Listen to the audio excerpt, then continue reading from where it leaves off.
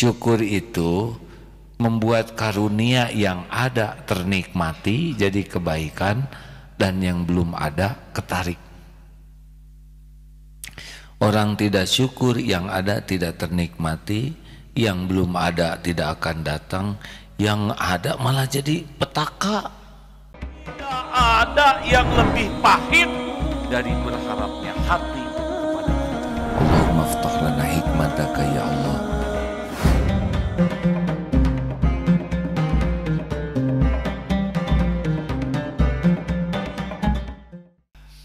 Apakah mungkin kita bisa menghitung-hitung karunia dari Allah? Fadhal Ustaz. Tes surat Ibrahim surat 14 ayat 34. A'udzu billahi minasy syaithanir rajim. Wa ataakum min kulli ma sa'altumuh wa in ta'uddu ni'matallahi la tuhsuha innal insana lazalumun kaffar. Dan Allah telah memberikan kepadamu segala apa yang kamu mohonkan kepadanya. Dan jika kamu menghitung nikmat Allah, niscaya kamu tidak dapat menghitungnya. Sungguh manusia itu sangat zalim dan sangat mengingkari nikmat Allah.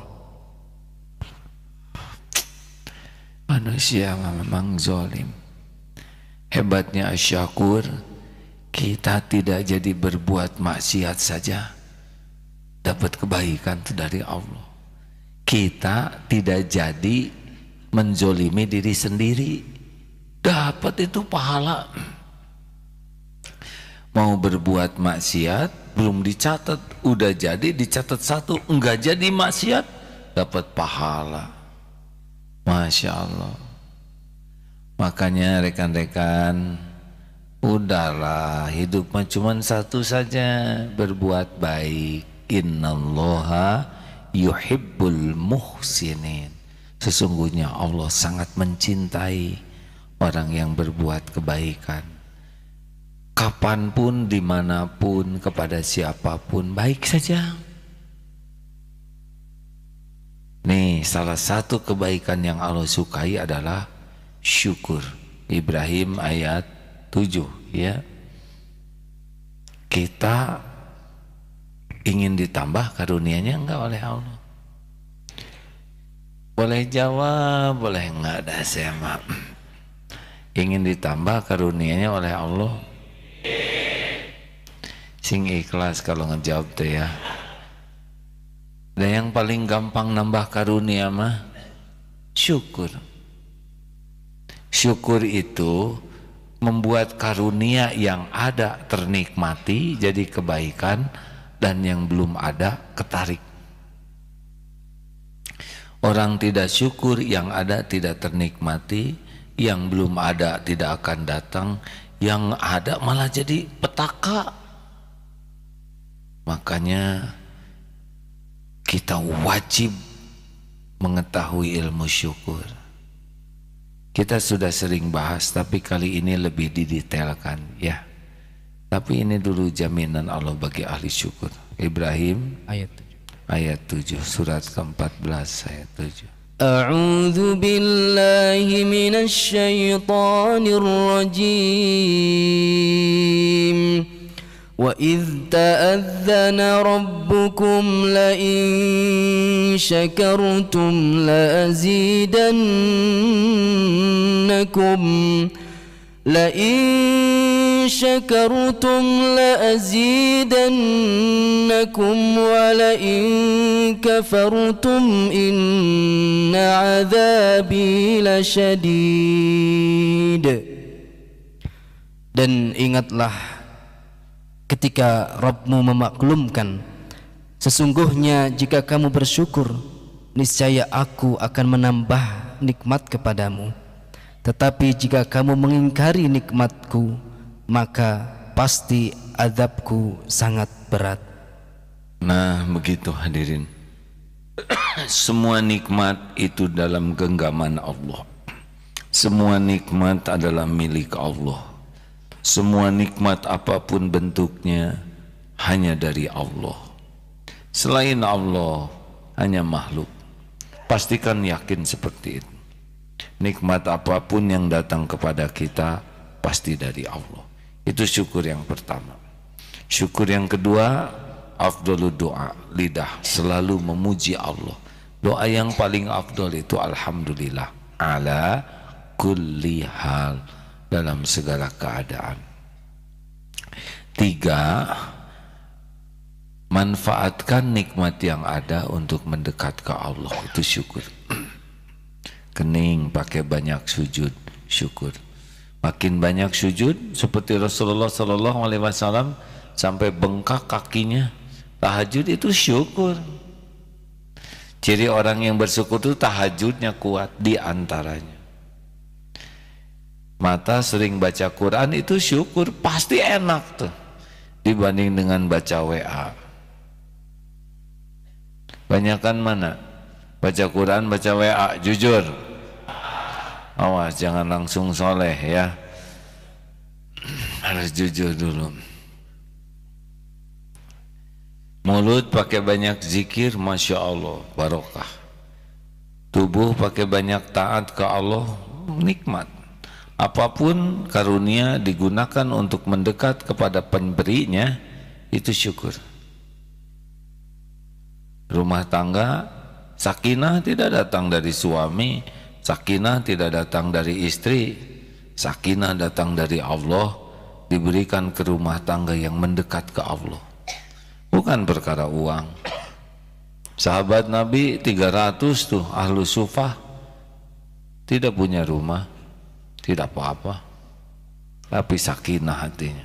Berapa banyak yang diberi rumah tapi tidak sakinah. Saudara, rumah tidak ada, sakinah tidak ada, ini masalah.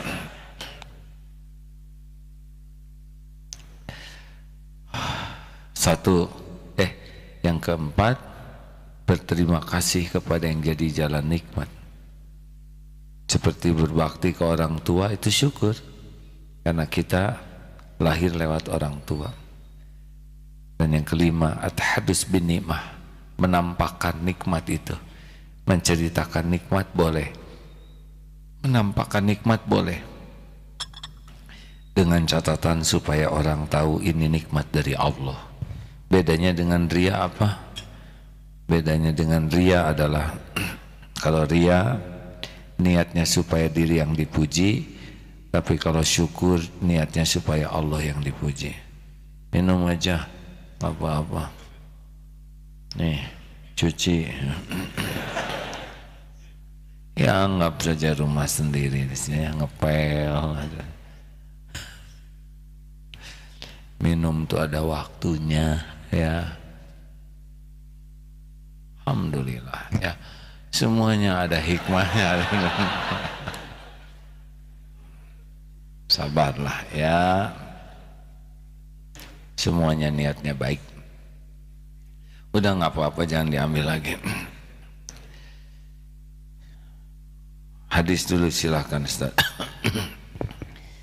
Bismillahirrahmanirrahim. Dari Ibnu Abbas radhiyallahu anhuma meriwayatkan dari Nabi SAW, beliau meriwayatkan dalam hadis qudsi bahwa Allah Azza wa Jalla berfirman, sesungguhnya Allah mencatat amal-amal kebaikan dan amal-amal keburukan.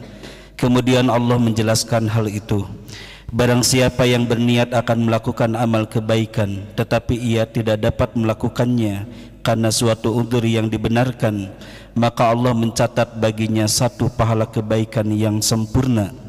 Jika berniat akan melakukan amal kebaikan dan ia melakukannya, maka Allah mencatat baginya 10 pahala kebaikan hingga 70 kali lipat, bahkan hingga berlipat-lipat yang hanya diketahui oleh Allah. Sebaliknya barang siapa yang berniat akan melakukan amal keburukan atau kejahatan tetapi ia tidak jadi melakukannya, maka Allah mencatat baginya satu pahala kebaikan yang sempurna. Akan tetapi jika ia berniat melakukan keburukan lalu kemudian ia melakukannya, maka Allah mencatat baginya satu keburukan. Hadis riwayat Imam Bukhari. Hadis sahih. Dan kalau udah terjadi dosa dia tobat, Masya Allah, tobatnya orang itu bisa membuat Allah sangat bahagia, sangat gembira.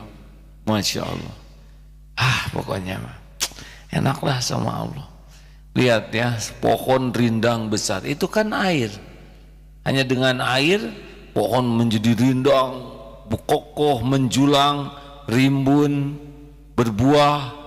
Itu air tuh yang masuknya. Nah itu syakur tuh seperti itu. Dari hal yang kecil menjadi sangat besar. Saudara sedekah, tolak bala, yang tadinya mau digigit anjing jadi dia yang gigit sate. Kemudian digugurkan dosa, dilipat gandakan rezeki. Padahal kita bisa sedekah, uangnya siapa yang ngebekelin? Jawab, ketemunya kita dengan kotak infak siapa yang ngatur? Allah. Udah lewat kotak infak dibuat ingin bersedekah siapa yang nolong? Allah. Yang dapat pahala siapa? Kita. Waduh, Masya Allah. Makanya kalau nanti kotak infak lewat, saudara menahannya, nah ini penggelapan namanya. Ada yang dikasih uang, tidak dikasih jalan oleh Allah tuh untuk sedekah. Ada yang jalan sedekah tidak dikasih mau bersedekah. Ada yang sedekah tidak dikasih ikhlas dalam sedekah. Berat itu.